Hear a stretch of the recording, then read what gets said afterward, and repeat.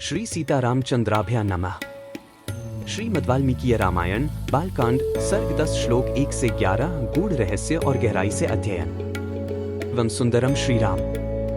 श्रीमद् वाल्मीकि रामायण। श्री सहित दिनकर बंस भूषण काम बहु छवि सोहई। नव अंबुधर बरगात अंबर पीत सुर मन मोहई। मुकुटांग दादी विचित्र भूषण अंग अंगन ही प्रति सजे। अंभोज नयन विशाल उर्भुज धन्य नर निरखंती जे। जय श्री राम। क्या आपने कभी सोचा है कि वाल्मीकि रामायण के हर श्लोक में गहरा ज्ञान छिपा है? आज हम बालकांड सर्ग 10 के पहले 11 श्लोकों की व्याख्या करेंगे, जहां हमें गूढ़ आध्यात्मिक संदेश मिलते हैं। वीडियो को अंत तक देखें ताकि आप इस ज्ञान से लाभ उठा सकें। पिछले वीडियो में हमने देखा कि कैसे राजा दशरथ ने अपने यज्ञ की तैयारियां शुरू की और देवताओं की कृपा से उनकी मनोकामना पूर्ण होने की संभावना बनी। अगर आपने वह वीडियो मिस कर दिया है तो पहले उसे जरूर देखें। आज हम देखेंगे कि कैसे भगवान राम के जन्म की पृष्ठभूमि तैयार हो रही है। ऋषियों और देवताओं की कृपा से यह दिव्य घटना घटने वाली है। इन श्लोकों में बताया गया है कि किस प्रकार राजा दशरथ और उनकी रानियों का जीवन बदलने वाला है। आइए इन श्लोकों का अर्थ विस्तार से समझें। दशमः सर्गः। अंग देश में ऋष्य श्रृंग के आने तथा शांता के साथ विवाह होने के प्रसंग का कुछ विस्तार के साथ वर्णन। सुमंत्रश्चोदितो राज्ञा प्रोवाचेदं वचस्तदा यथर्व्यश्रृंस्त्वानितो येनोपायन मंत्रिभ्यः तन्मे निगदितं सर्वं शृणु में मंत्रिभ्यः स एक। राजा की आज्ञा पाकर उस समय सुमंत्र ने इस प्रकार कहना आरंभ किया, राजन, रोमपाद के मंत्रियों ने ऋष्य श्रृंग को वहां जिस प्रकार और जिस उपाय से बुलाया था वह सब मैं बता रहा हूं। आप मंत्रियों सहित मेरी बात सुनिए। एक। रोमपादमुवाचेदं सहमात्यः पुरोहितः उपायो निरपायोयमस्माभिर्भिचिन्तित। 2। उस समय अमात्यों सहित पुरोहित ने राजा रोमपाद से कहा, महाराज, हम लोगों ने एक उपाय सोचा है जिसे काम में लाने से किसी भी विघ्न बाधा के आने की संभावना नहीं है। 2। ऋष्य श्रृंगो वंचरस्तप स्वाध्याय संयुतः अनभिज्ञस्तु नारीणां विषयाणां सुखस्य च। 3।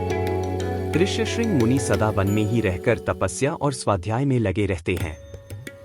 वे स्त्रियों को पहचानते तक नहीं हैं और विषयों के सुख से भी सर्वथा अनभिज्ञ हैं। इंद्रियार्थैर्भिमतैर् न चित्त प्रमाथिभिः पुरमानायिष्यामः क्षिप्रं चाध्यवसीयताम्। 4।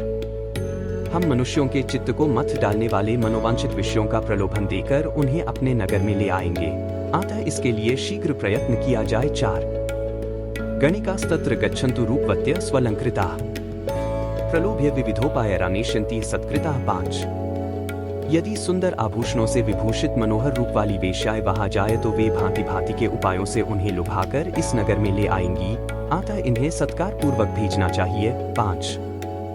श्रुत्वा तथेति राजा च प्रत्युवाच पुरोहितम् पुरोहितो मंत्रिणश्च तदा चक्रुश्च तथा। 6। यह सुनकर राजा ने पुरोहित को उत्तर दिया, बहुत अच्छा, आप लोग ऐसा ही करें। आज्ञा पाकर पुरोहित और मंत्रियों ने उस समय वैसी ही व्यवस्था की। 6। वार्मुख्यास्तु तच्छ्रुत्वा वन प्रविविशुर्महत् आश्रमस्य विदुरेस्मिन् यत्न कुर्वन्ति दर्शने। 7। तब नगर की मुख्य वेश्याएं राजा का आदेश सुनकर उस महान वन में गईं और मुनि के आश्रम से थोड़ी ही दूर पर ठहरकर उनके दर्शन का उद्योग करने लगी। 7। ऋषेः पुत्रस्य धीरस्य नित्यमाश्रम वासिनः पितुः स नित्य संतुष्टो नातिचक्राम चाश्रमात्। 8। मुनि कुमार ऋष्य श्रृंग बड़े ही धीर स्वभाव के थे, सदा आश्रम में ही रहा करते थे।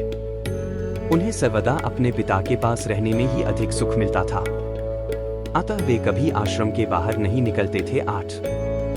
न तेन जन्म प्रभृति दृष्ट पूर्वम तपस्विना स्त्री वा पुमान वा यच्चान्यत् सत्वं नगर राष्ट्रजम्। 9।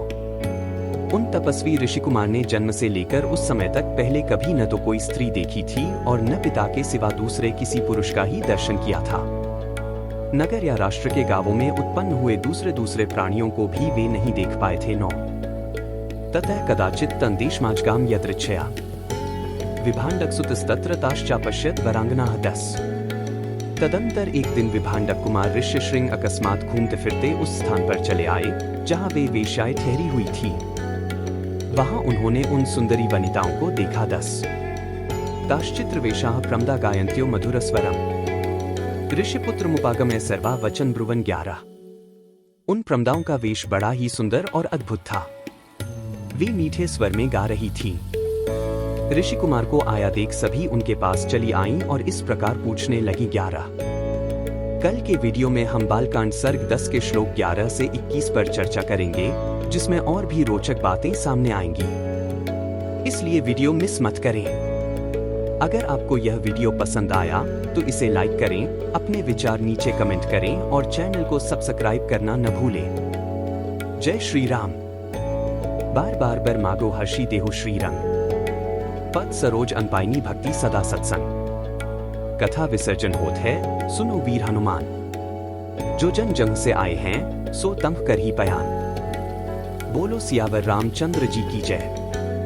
राम भक्त हनुमान जी की जय।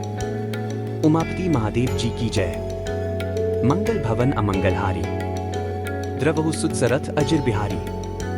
दीन दयाल बिरिदु संभारी, हरहु नाथ मम संकट भारी। जय सिया राम, जय जय सिया राम।